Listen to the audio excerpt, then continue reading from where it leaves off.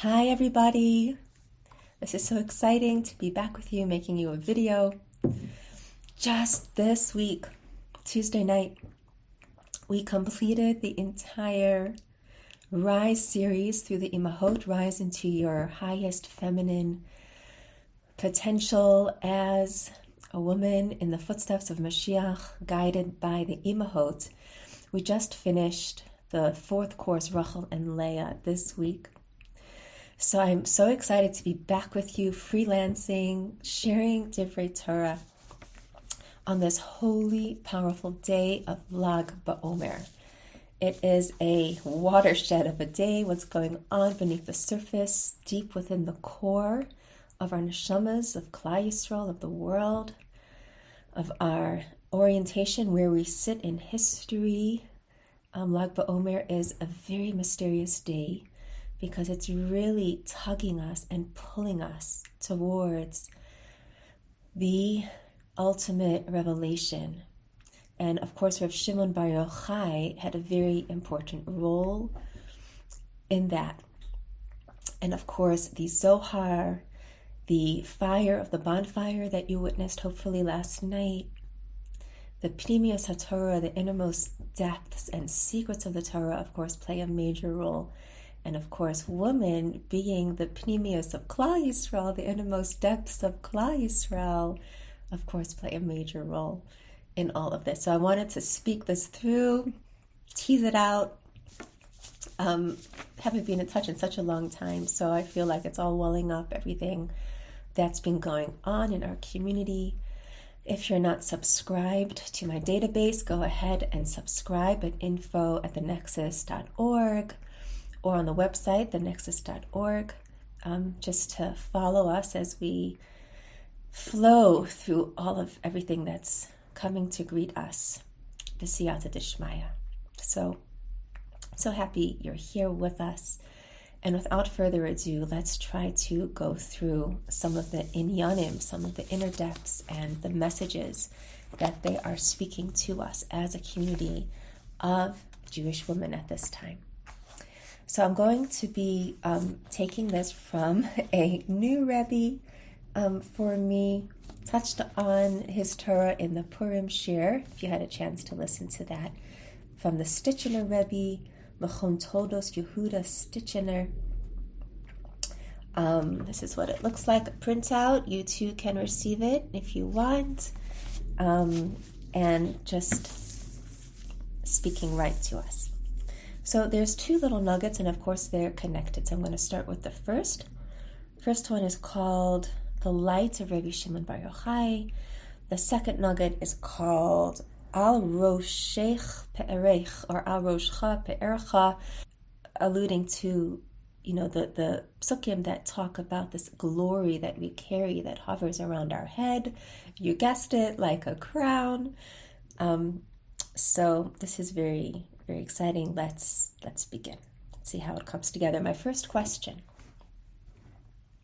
is, so first of all, I just want to say the final few moments of the final class, of the final course, of the Rise into Your Feminine series, just when I was trying to wind everything down, one of the women, you know who you are, asked the phenomenal question. Your question was, what is the Torah that we need to be learning at this time in order to bring about and actualize and transform everything that we are feeling inside as a community and as women?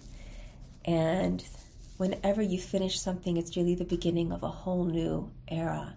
So that is your question, is what I am addressing in today's shiur. So the question is, if today is the day that Rabbi Shimon bar Yochai passed from the world, where else do you find hilula?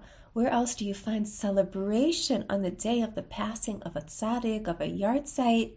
This is very mysterious. It's pum fakert. It's like the opposite of what we always are noheg, what we always expect on the day of loss. And Lag BaOmer, it's like this explosion, this celebration, this release of tremendous light, another kind of light.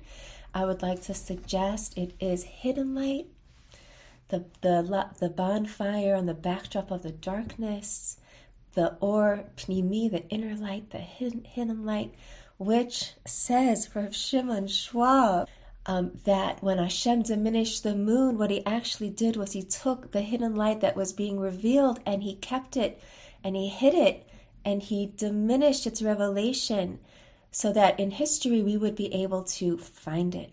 So the diminished light of the moon is actually this hidden light of Rabbi Shimon bar Yochai. This is phenomenal to make this connection.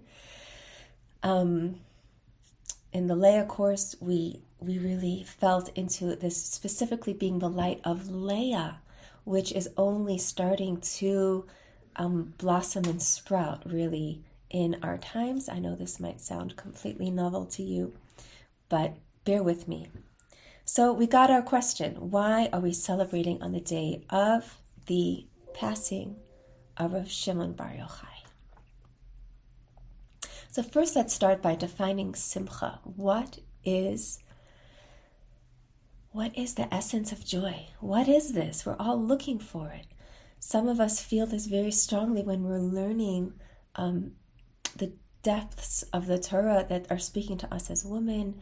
It's something that can't be put into words. It's this incredible joy and expansion of ourselves as we connect to this Torah, and it transforms us. What's the science of it? What's happening? So the Stitchener Rebbe defines simcha as the experience of moving from darkness to light.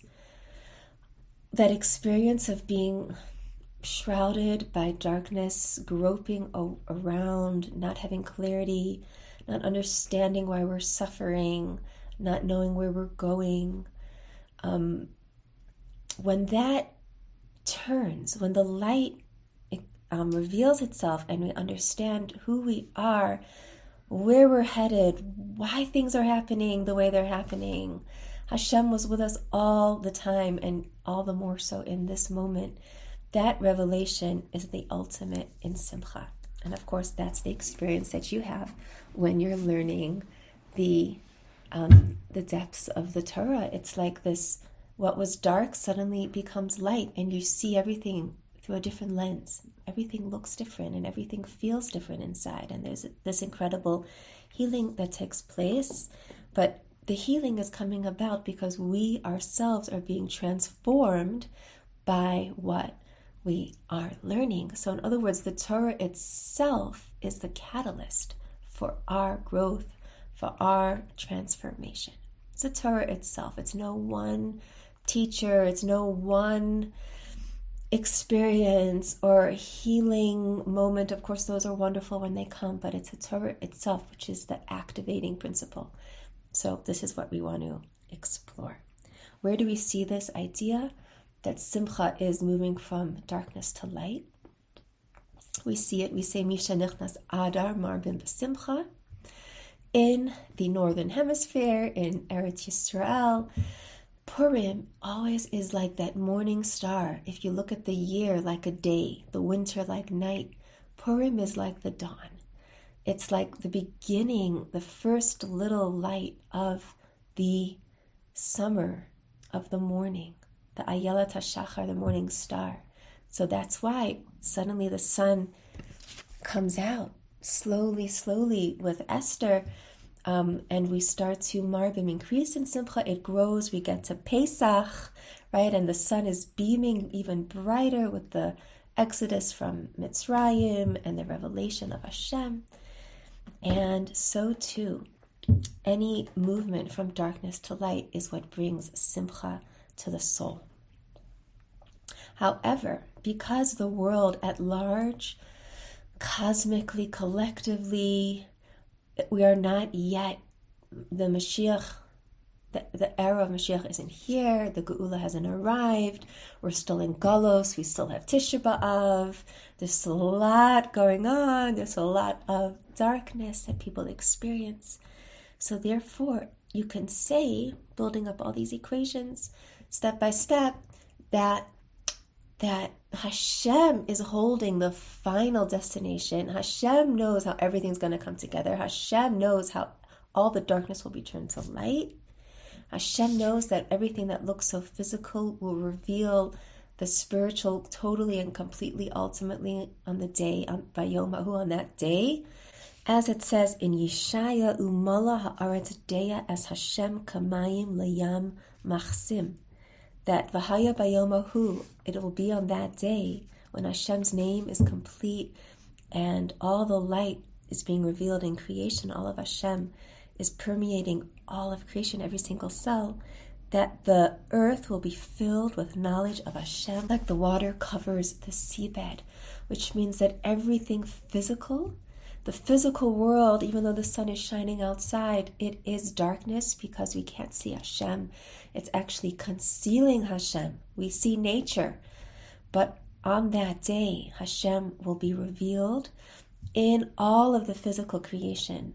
His essence will be revealed. So, az yimales chok pinu, that now there's this gap between body and soul, darkness and light. The physical corresponds to the darkness, the spiritual corresponds to the light. So Hashem is like holding back his full joy because we're not there yet. But every time we experience simcha, Lag BaOmer, Yamim Tovim, learning that Torah, connecting to Hashem in this world, even in the darkness, we are borrowing the light from the future.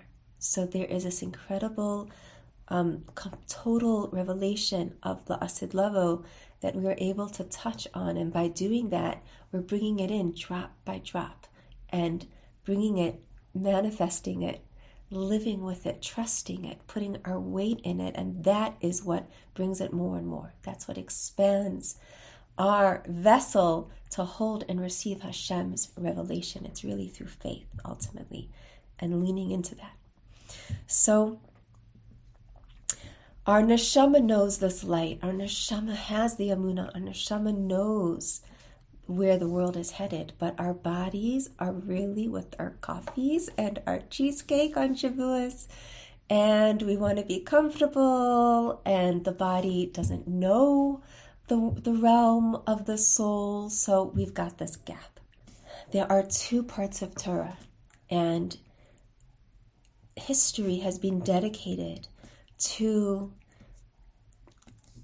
us connecting with both parts of Torah in a certain sequence, in a certain way, with a certain wisdom that Hashem has revealed the Torah to us. The first one being the revealed Torah at Har Sinai, the Sersa Dibros, Torah Mimoshe, the Torah of Moshe Rabbeinu.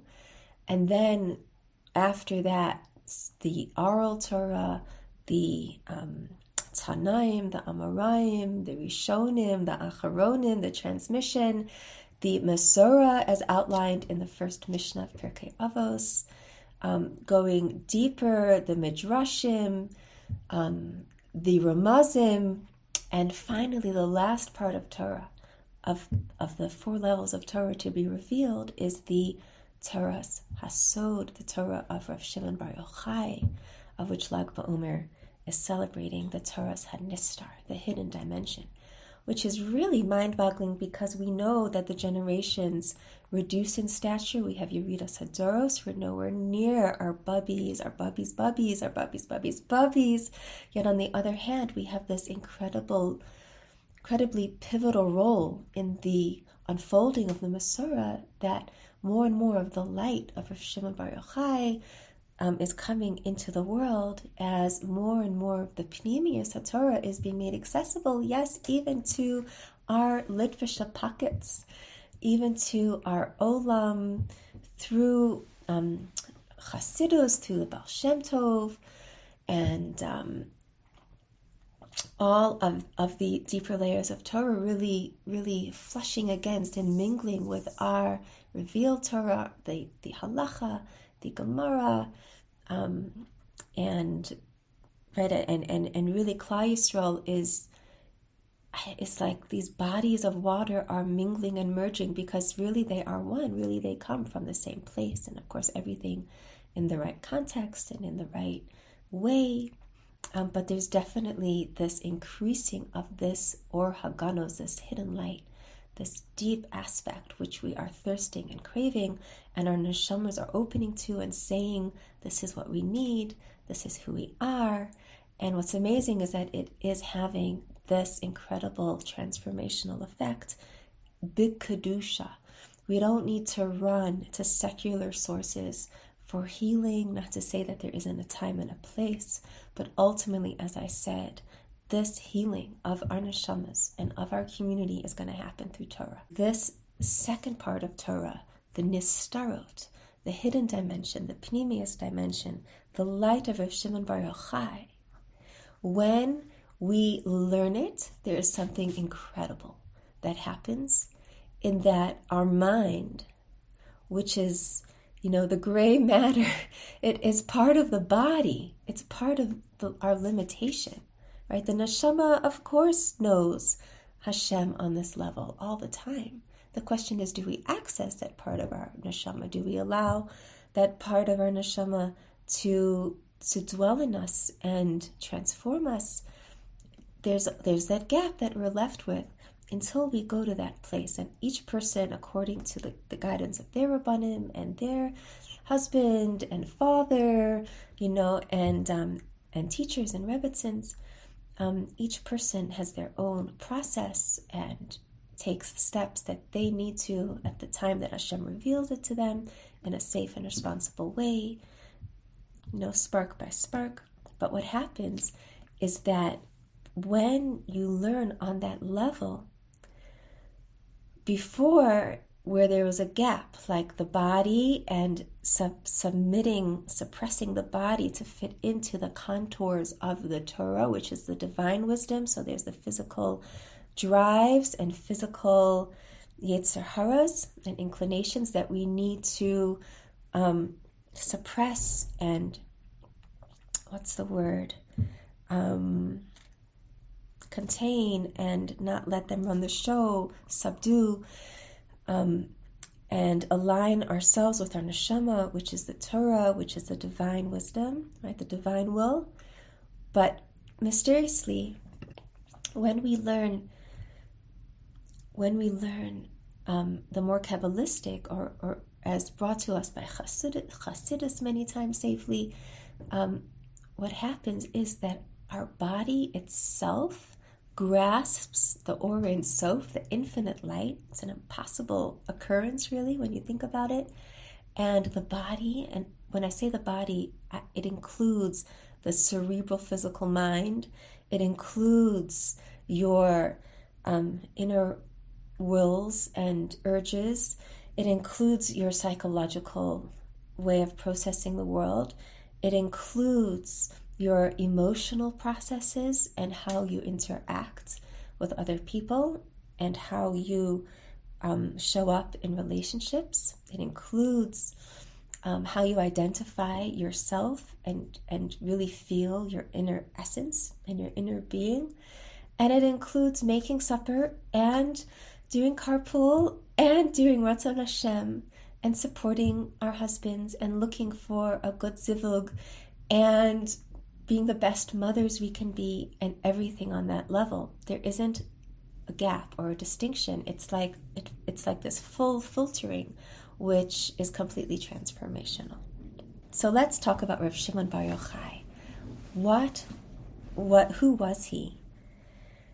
In that he was able to bring us this Masorah, that ironically at the end of days, in our low level, in our weak state, Rabbi Shimon bar Yochai says, Zikech v'kidesh es gufo b'koach limud haTorah.